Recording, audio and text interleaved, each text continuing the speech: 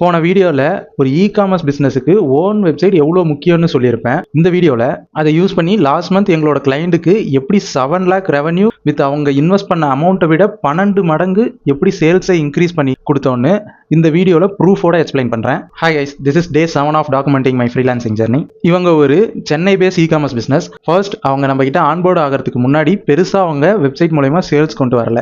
Ads try பண்ணிட்டு தான் இருந்திருக்காங்க, ஆனால் ப்ராப்பராக பண்ணலை.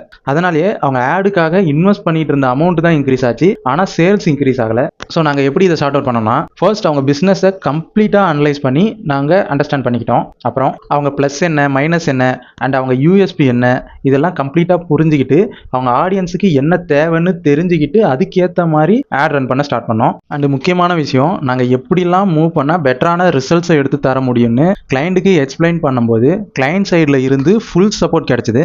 நாங்கள் என்னென்ன ரெக்குயர்மெண்ட் கேட்குறோமோ கிளைண்ட் எல்லாமே ஃபுல்ஃபில் பண்ணாங்க. அதனால தான் இதை எங்களால் அச்சீவ் பண்ண முடிஞ்சுது.